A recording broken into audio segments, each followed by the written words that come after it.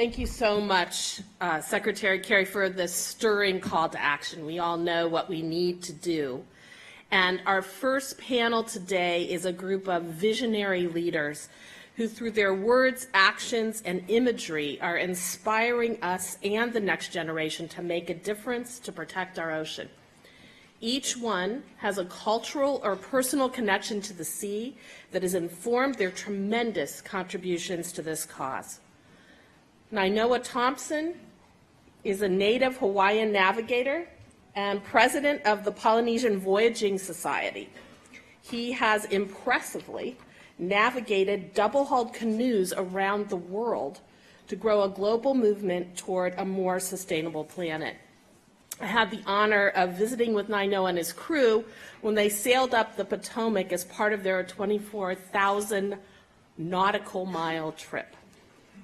Jeff Orlowski is an award-winning director, producer, and cinematographer. Anyone who has seen his film Chasing Ice is very familiar with his work, which really conveys the impact of climate change on our enormous ancient glaciers. Not surprisingly, he is working on a new film using the same creative approach that will capture the massive coral bleaching that is occurring. And lastly, I'm so pleased that Roz Savage, an adventurer, rower, and author, to name just a few of her many talents, is here to describe what she has witnessed rowing across the ocean. She holds 4 world records for ocean rowing, including as the first woman to row across the Atlantic, Pacific, and Indian Ocean. In 2010, she was named Adventurer of the Year by National Geographic. So, Roz, I leave the floor to you.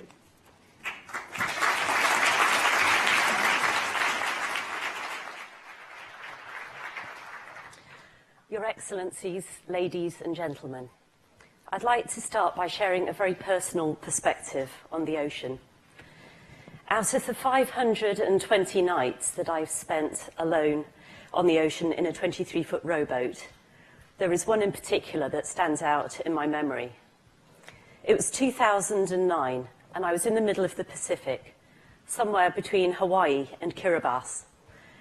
I was rowing through the doldrums, the equatorial region where the wind drops away to nothing, the sun beats down, and it feels hot enough to boil your brains. I'm British, so I don't do very well in the heat. The day had been absolutely sweltering.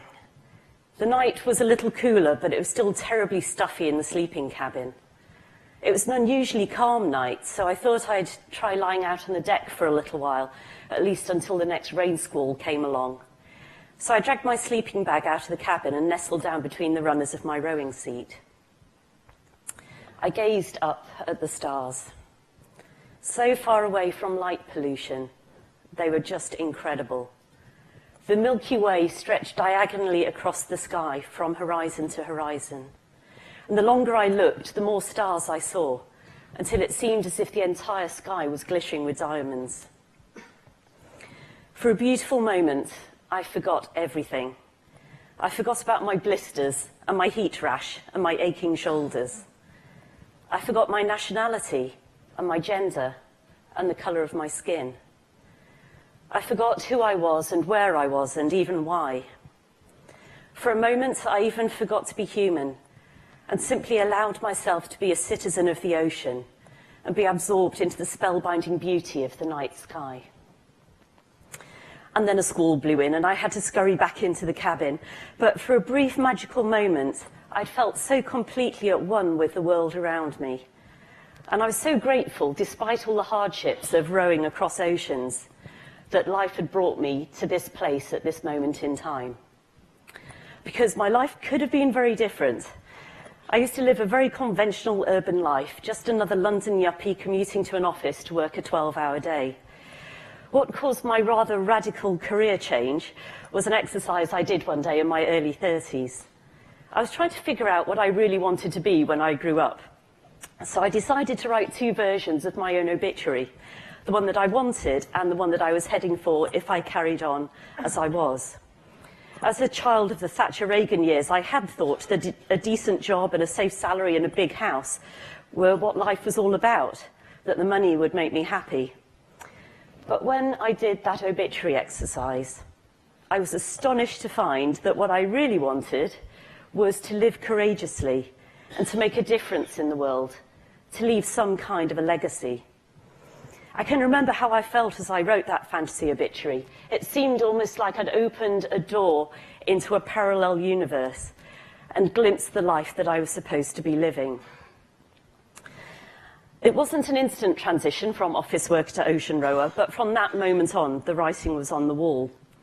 I do believe that there's something remarkably powerful about creating a vision of the future. The vision starts to draw you forwards, guiding your decisions and clarifying your choices. And it wasn't long after that I had an environmental awakening and I found my vocation. I resolved that no matter how insignificant my impact might be, I just had to do something to raise awareness of our environmental challenges. And the fact that I'd rowed at Oxford was enough to give me the happy delusion that rowing alone across oceans was something that I was vaguely qualified to do. How wrong I was. And so I took up my oars for the cause. And rowing across oceans is hard. There is nothing like 30-foot waves when you're alone in a tiny rowboat to remind you where human beings stand in the overall scheme of things. Nature is unbelievably powerful, and we need her a lot more than she needs us. We abuse her at our peril. As I rowed across the Atlantic, Pacific, and Indian Oceans, witnessing the many insults that we're inflicting on our world, I had plenty of time to think about what's going on. And I tend to envisage it like this many-tentacled sea monster. And we can try cutting off the tentacles of ocean acidification, coral reef destruction, dead zones, mercury pollution, plastic pollution, overfishing, and so on. But the monster will keep sprouting new tentacles. What we really need to do is to get to the heart of the monster. And in my view, that heart is our tragic and doomed belief that we're somehow disconnected from and superior to nature. Humanity is currently enacting a narrative that nature is ours to abuse and exploit and pollute as we see fit, forgetting that we're a part of it. We live in the ultimate closed-loop system, planet Earth.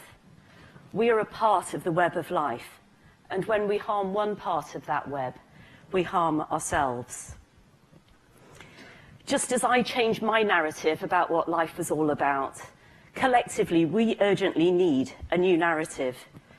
We're heading towards disaster, and we need a course correction. We need a new narrative where instead of hubris, we have humility and harmony. Instead of rapacious destruction, we have respect and stewardship. Instead of disconnection, we have deep connection to nature, to each other, to ourselves, and to our future. I talked about the power of holding a vision that draws us forward into the future that we want. So over the next 2 days, let's create that vision. A vision of thriving reefs, oceans once again teeming with life, an ecosystem restored to balance, beaches once again covered with shells and seaweed, not drifts of plastic and algal sludge. We may or we may not be too late to save the oceans, but as the novelist Raymond Williams said, to be truly radical is to make hope possible, rather than despair convincing. So I want to finish by urging you to be truly radical. My father passed away 12 years and 1 day ago. His favourite piece of advice was always, whatever you do, put your whole heart into it. So I'm asking you, over the next 2 days, and when you return to your countries, your organisations and your projects, how will you put your whole heart into preserving our oceans?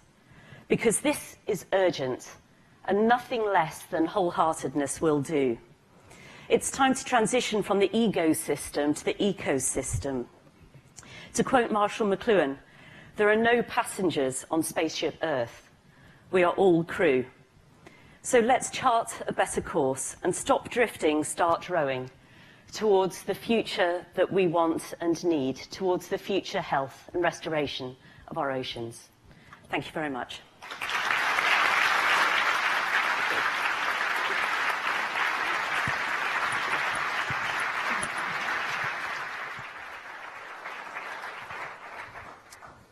Thank you very much, Secretary Kerry, for your powerful words and for your consistent leadership in the space. Thank you, Kathy, very much. Thank you to our partners and producers here in the room. My name is Jeff Orlowski, and as mentioned, I'm a filmmaker. I got into this field through somewhat of a selfish interest and pursuit in wanting to travel the world and to see the planet. And that has then shifted into a powerful responsibility that our team feels to show what we've seen. As mentioned, we did a film previously called Chasing Ice, where we went and we set up time-lapse cameras at glaciers around the planet, documenting the visual evidence of what is happening around the planet today. This is one site in Alaska at Columbia Glacier. This glacier has retreated so far, it's turned into 2 separate glaciers. We've had to move the camera multiple times to keep up with it. And in this process and in working in this field, I had the fortune of meeting a man named Richard Beavers a few years ago. And Richard, as some of you may know, was one of the founders of the Catlin Sea View Survey. They partnered with Google. They created the Google Underwater Street View imagery that is available online. And it's turned into the largest database. First of all, it's a base record of coral reefs around the planet. And on top of it, it's a massive database of VR imagery. And when I met Richard, he showed me some photographs. This is a shot that he took at American Samoa. About a year and a half ago, roughly. Healthy coral reefs, you can see the blue tips of the corals continuing to grow, but healthy, thriving, colorful reef. And then he went back a couple months later and he showed us this photograph of the coral bleaching, in the peak of bleaching. And then he went back one more time, and this is that same exact reef dead just a few months afterwards. Now, many of us in this room know the story of what's going on here. The coral reefs are an ecosystem that, if they get too hot, they turn white and they die. It is a very simple, clear visual story of climate change. It's an undeniable story of climate change. This year alone, we saw the loss of about 22% of the Great Barrier Reef.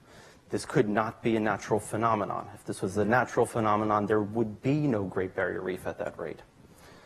So when working with Richard and learning about the story, our team decided to dedicate our time and effort to working on this. How do we capture this visually? How do we reveal it to the public? How do we get the public to understand what is happening?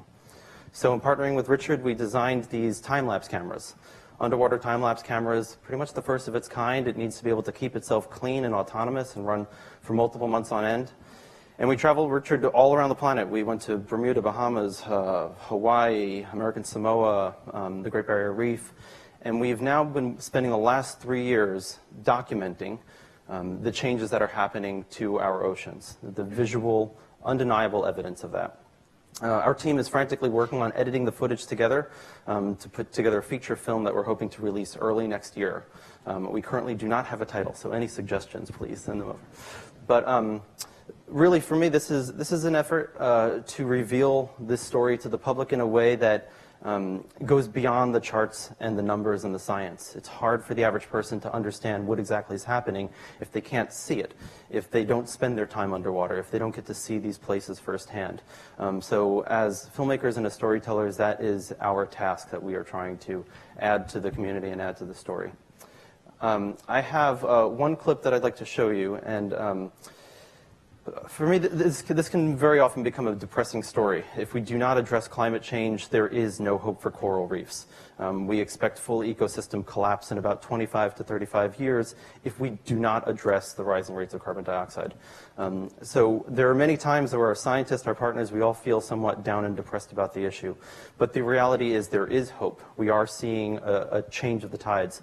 We're seeing massive action happening, and as Secretary Kerry said, we just need more action and we need it faster.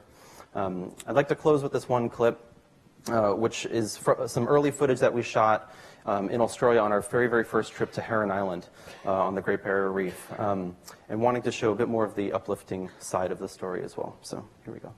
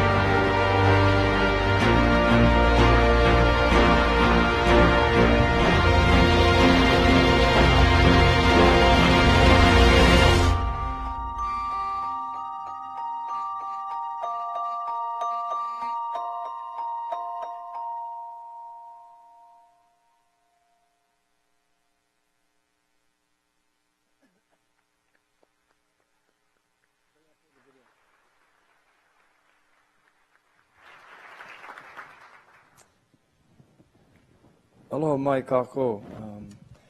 What I want to start this presentation off is with a short video. Can we play it, please?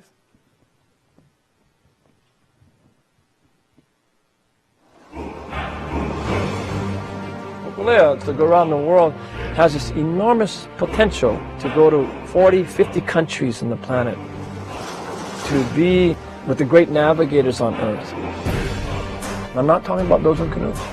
I'm talking about those who are doing things to give kindness and compassion to the Earth and those who live on it. Those navigators. I would think Hokulea will bring back 1,000 stories of beauty, of challenge, of solution. We're not going to change the world, but we're going to go and build a network of people around the earth who are going to change it. And our job is to help them be successful.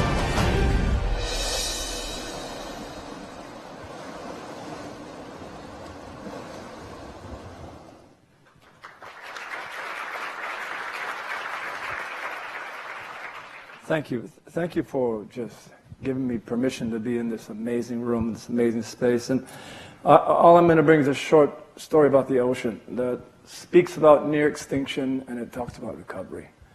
And, okay. This is our voyaging canoe, Hokulea. Launched in 1975. It is the vehicle of the spaceship of our ancestors that was used, that we believe, to discover all of the largest nation on earth, Polynesia, in the Pacific. She made her first voyage in 1976 from Hawaii to Tahiti, first in 600 years, navigated by a man not in Polynesia, from Micronesia, one of 6 navigators left on earth, and he's the youngest. His name is Mau Piailug. Okay. And then we have been sailing for about 41 years, and mostly in the Pacific. And we've been working hard to retain, recover, rediscover our culture and traditions, to stop extinction of the great knowledge and the great voyage of the past. That's what Hokulea was doing. But in the same 41 years, there was a whole nother language and conversation that at the time we started Voyage, we didn't know the word sustainability. We didn't know the word climate change. We didn't know any of these things. We start to sense as students of navigation whose job is to watch nature that something's terribly wrong. That science starts talking about words like acidification, global warming, dead zones, hypoxia. These words that we didn't understand, but we knew that somehow this is going to impact us as islanders on the island Earth. And so that there was this need to feel that we need to participate, driven by our principles and our values, that we needed to do something to help protect the oceans, to protect the Earth. And that was the genesis for the Worldwide Voyage. Essentially, you cannot protect what you don't understand, and you won't if you don't care.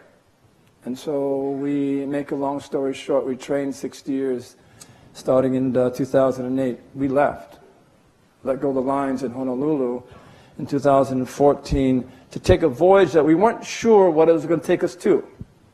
We weren't sure what we were going to find. What we found is what you know. What we found is what you projected. We found what you predicted. The oceans is changing rapidly. It's not in trouble, we are. And that the recognition, the clear recognition, oceans die, we die. And serious, serious things. And that we start to recognize that if climate change and sustainability and these issues are the most important issues in the 21st century, then the most important solution is to protect the oceans. And that is prerequisite. There is no other option. That's how dangerous it is. What we found is all these things. We found pollution that is just nauseating. We found, coral reefs that are bleached and dead. We found many, many things, including going to small Pacific Island nations where their only option is to sell their homeland, their ancestry, their link to their past, and go live someplace else in somebody else's home that they don't know. I'm here for those people, the ones that don't have voice, those have so much at risk and so little support, the ones that need this room the most. What we also found in the Worldwide Voyage was a movement. We found extraordinary people everywhere we went that are acting out in almost an innate instinctual need to protect their home, their place, their community, the future of their children. They do it in many different ways, whether it's on a coral reef, whether it's in a watershed, whether it's in streams, whether it's in the halls of the university systems, whether it's in a classroom, whether it's in their backyard. We found everywhere on the Worldwide Voyage this light of hope that's at the core of thousands and thousands of people that are simply doing what they can to make a contribution to a better planet. And it is in that movement that there is hope, but this movement is not connected. So again, this voyage is driven by the values that we believe in. Those values were taught. Permit me to tell you one story about an extraordinary teacher. It's the navigator, Maupiaila, that sailed from Hawaii to Tahiti in 1976. It's also our teacher that came for 3.5 decades to help teach us before he passed away in 2010. And one single story that I will put out, I sailed with him in 1980. I was the apprentice navigator. He was on board. We sailed all the way to Tahiti and back. We kind of somehow bumped into islands and we found our way. But we got back to Hawaii, and he was packing his bag for the first time in over 26 months that he stayed with us the whole time, never went back to Micronesia, and taught us. He said, "Nainoa, sit down. I want to talk to you." He said, "You did okay." But he said, "I give you everything, and the ocean showed you everything, but it'll take you 20 years to see." He said, "Hawaii needs a navigator. Send your son, you're too old." And he said, "Because I was selected at age 1 by my grandfather, put in tide pools to play in the ocean, to play in the air, to play with the animals, to play on the island." He was sailing at an old age of 5 on the voyaging canoe, his grandfather's voyaging canoe. And he'd tell me, "You know, Naino, when the wave comes, the wave make the canoe go up and down, and the canoe go up and down, it makes me sick. My grandfather tied my hands with coconut sennit, throw me overboard, and drag me behind the canoe."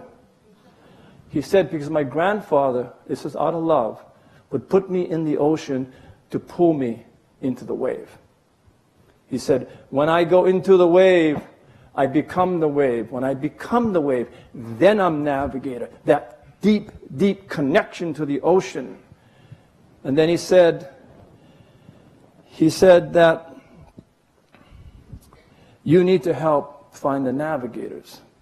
So when I come in this room, somewhat intimidated, but honored to be here, that this room is so extraordinary. Remember those thousands of people that we met. There's probably millions of people around the world that want to act on behalf of the earth, but many times they don't exactly know how to be connected. This room, to me, is so powerful because every one of you went into the ocean. Every one of you went into the wave. Every one of you have become the wave to allow humanity to have a place. That it can be focused on a powerful vision, that can be focused on a sail plan that is going to connect everybody, and can focus on even your commitment maps. That map has hundreds on it now, it's going to be millions.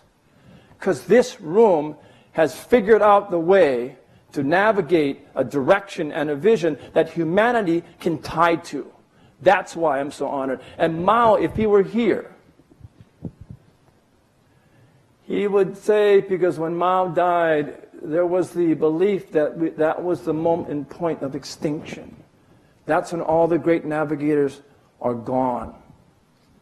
When Mao died, we felt it, we smelt it, we know what extinction feels like.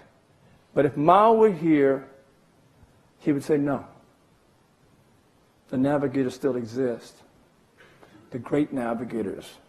The ones that are going to change the face of the earth. And I know Mao. He would go humbly, slowly, and quietly up to the Secretary of State, John Kerry. He would hold him, hug him, and say, thank you for being the great navigator of the most important voyage that we need to be on. And thank you for taking care of the oceans, which he loved the most. Thank you very much.